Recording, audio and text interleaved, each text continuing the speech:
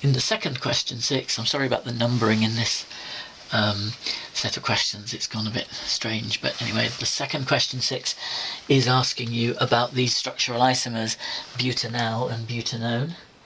And first it asks us to draw out their structures and name the functional group. So butanal, and that ending al tells you it's an aldehyde, which is CHO.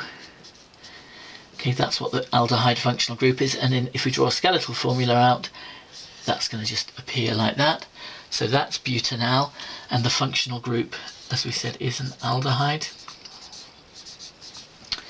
Butanone, on the other hand, that -one ending tells you that you have a ketone. Whoops, one too many carbons there. So butanone, that's the butan bit, and that's the ketone group. If the carbonyl is in the middle of the chain rather than at the end, that's a ketone. So that's butanone. So then we're given an infrared spectrum which looks a bit like this, and asked to identify peaks from particular kinds of bonds. So again, the carbonyl peak seems like a candidate, but again, you've got to check, make sure it really is a carbonyl peak. So we're looking for C double bond O 1630 to 1820 wave numbers, that should be. So we just find those positions on the scale, mark them on, and indeed it brackets that peak very nicely. So we can say, yeah, that's a carbonyl peak. You could put the CHs on, which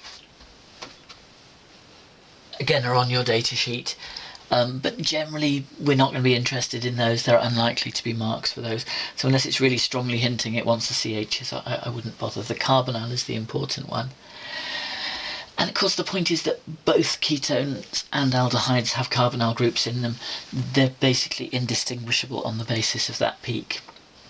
So the answer is identifying that peak doesn't help you, because both butanal and butanone have a carbonyl group. Now out there in the real world, infrared spectroscopy is used a lot for identifying known compounds, not just for trying to characterize new compounds that you may have made. And if the compound's already known and its spectrum has therefore already been recorded, it's going to be in a database somewhere. And so you can, in principle, identify what a compound is from the pattern of peaks in its infrared spectrum. But obviously these peaks, the CH and the CO, those are not going to be very useful for that purpose, because loads and loads of compounds have that. It's largely these peaks down here, which remember is called the fingerprint region. The combination of peaks there is going to be unique for an individual compound, and so that region can be used by matching it to spectra in a database in order to specifically identify what compound it came from. And that's what it's asking about in part C. So you need to explain about the fact that that's dependent on a database, so we can't do anything with it. But if you've got a database, you just match the combination of peaks in the spectrum to what it says in the database, and if you get a unique match, that will positively identify your compound. Okay, so now in the next part, we've got a mass spectrum, and it asks us first of all to identify the molecular ion peak. So remember, that's going to be this one, the peak with the biggest m over z value, except for the little C13 satellite, which actually you can not really see even on that spectrum there. So that peak at m over z 72 is the molecular ion peak. And these two compounds are structural isomers. They're both C4H8O. So the molecular ion is also C4H8O, but it's C4H8O plus. So that's the species that gives rise to it. And of course it doesn't help you, because these are structural isomers. They both have the same molecular formula, so they both give the same molecular ion m over z. So that peak is unhelpful in deciding which one it is. Part E then turns its attention to this peak, and says, well, if the molecular ion peak's no good for distinguishing them, what about the fragment ion peak at an m/z of 43? So if we look at these two structures and see that breaking just one single bond could generate a fragment of 43, that would mean, yeah, that's a good candidate for this. If one of them can't do it, then that would help you distinguish. Now, the best way to approach that problem is not actually to look for fragments of 43, but to realise that because the total MR is 72, if we take 43 away from that, the difference is 29. And it's just easier to look for fragments that add up to 29 than it is for fragments that add up to 43, just because it's a smaller number. So that's a really useful strategy in general. If you're looking for fragments with quite big masses, then look at what the difference is from the total MR, and it's often easier to find a fragment that's lost. 29 is actually a very common number in mass spectrometry, because there are two very common ways to make it. One is C2H5 adds up to 29. So if you have a molecular ion and an ethyl group, C2H5 falls off it when it fragments, that takes 29 away from the mass. So that's what could have happened here. 72 loses its 29, and that would leave the fragment at 43. So if we can remove an ethyl group from the structure, that would be a possible explanation. Also, though, CHO, an aldehyde group, also adds up to 29. So again, if an aldehyde group could fall off the structure and leave a fragment ion behind, then again it would have a mass 29 less than the molecular ion mass, which would again be 43 in this case. So we have to look at our structures of butanal and butanone and say, can we lose 29 from them? And for the aldehyde, you can see we're spoiled for choice, because if it breaks there,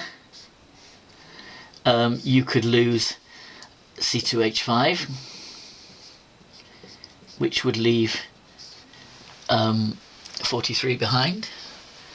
So if we lost that, that would leave CH2 CHO plus, which has an m/z of 43. So that is a possible candidate. And indeed, if it broke off here and lost CHO, that would leave CH3 CH2 CH2 plus,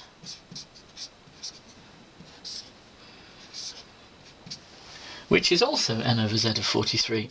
So butanal is absolutely a candidate for getting the peak at 43, because it could lose either an ethyl group from that end or an aldehyde group from that end, and either way the fragment left behind would be 43.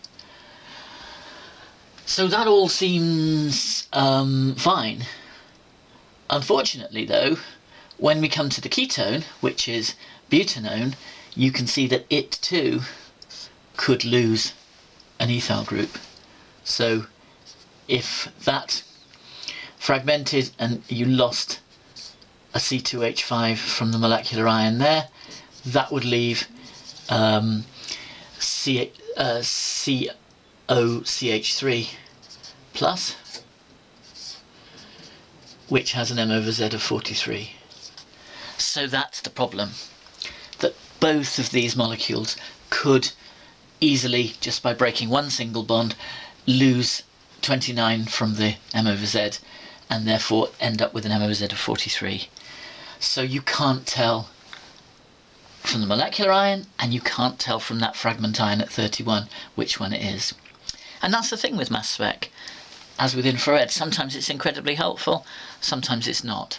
Next year we'll learn about another kind of spectroscopy called NMR spectroscopy, which is actually much more powerful.